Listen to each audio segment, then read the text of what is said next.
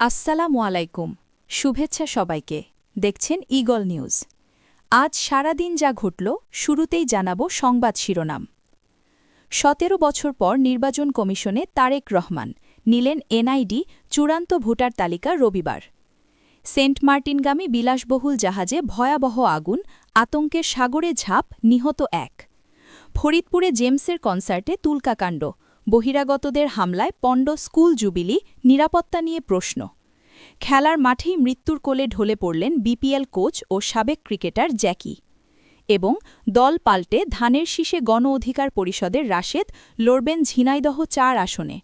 শিরোনাম শুনছিলেন, এবার যাচ্ছি বিস্তারিত খবরে। দীর্ঘ ১.৫ যুগ বা ১৭ বছর পর নির্বাচন কমিশনে সশরীরে হাজির হলেন বিএনপির ভারপ্রাপ্ত চেয়ারম্যান তারেক রহমান। ২০০৮ সালে 111 সরকারের সময় দেশ ছাড়তে বাধ্য হওয়ায় এতদিন ভোটার তালিকায় তার নাম ছিল না। শনিবার সরকারি ছুটির দিন হলেও বিশেষ ব্যবস্থায় আগারগাঁওয়ে ইটিআই ভবনে নিজের বায়োমেট্রিক তথ্য, চোখের আইরিশ ও স্বাক্ষর প্রদান করেন তিনি। এ সময় তার সাথে ছিলেন মা জুবাইদা রহমান ও মেয়ে জাইমা রহমানও। এনআইডি মহাপরিচালক জানিয়েছেন, আগামী ২৪ ঘণ্টার মধ্যে তিনি এনআইডি নম্বর পাবেন। তবে রোববার কমিশন সভার অনুমোদনের পরই তিনি চূড়ান্ত ভোটার তালিকায় অন্তর্ভুক্ত হবেন। এনআইডি কার্যক্রম শেষে তিনি বনানী কবরস্থানে ছোট ভাই আরাফাত রহমান কোকর কবর জিয়ারত করেন। পরে ইনকিলাব মঞ্চের শহীদ শরীফ ওসমান হাদি ও জাতীয় কবি কাজী নজরুল ইসলামের সমাধিতেও শ্রদ্ধা জানান। সেন্ট মার্টিনগামী জাহাজে আগুন। পর্যটন নগরী কক্সবাজারে বড় দুঃসংবাদ। নুনিয়ারছড়া ঘাটে সেন্ট মার্টিনগামী দ্য আটলান্টিকে ভয়াবহ অগ্নিকাণ্ডের ঘটনা ঘটেছে। শনিবার সকালে জাহাজটি যখন যাত্রী নেওয়ার প্রস্তুতি নিচ্ছিল, ঠিক তখনই আগুনের সূত্রপাত হয়। মুহূর্তেই আগুন ছড়িয়ে পড়লে জাহাজে থাকা ক্রুরা আতঙ্কে ছোটাছুটি শুরু করেন।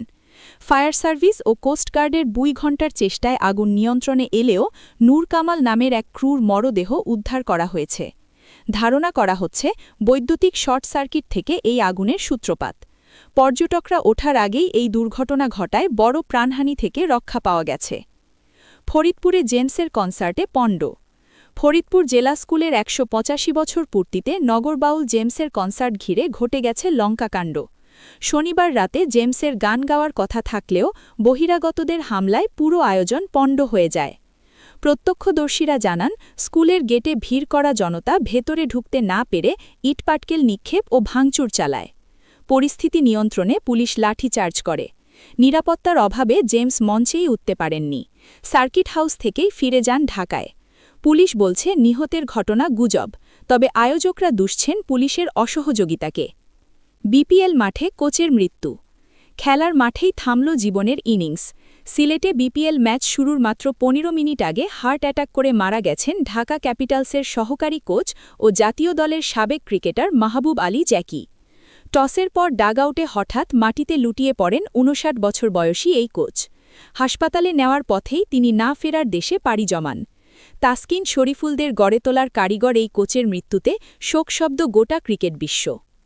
এদিকে গণ অধিকার পরিষদ ছেড়ে বিএনপিতে যোগ দিয়েছেন তরুণ নেতা রাশেদ খান। আগামী নির্বাচনে ঝিনাইদহ ৪ আসন থেকে ধানের শীষ প্রতীকে লড়বেন তিনি।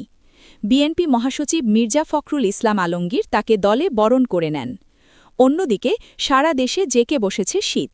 আজ দেশের সর্বনিম্ন তাপমাত্রা রেকর্ড করা হয়েছে যশোরে ৮.৮ ডিগ্রি সেলসিয়াস। ঘন কুয়াশায় দেশের বিভিন্ন স্থানে সড়ক দুর্ঘটনায় প্রাণ গেছে অন্তত ৭ জনের। দর্শক, এই ছিল এখনকার মতো সবশেষ খবর। দেশের সব খবর সবার আগে পেতে আমাদের পেজটি ফলো দিয়ে রাখুন। এতক্ষণ সাথে থাকার জন্য ধন্যবাদ।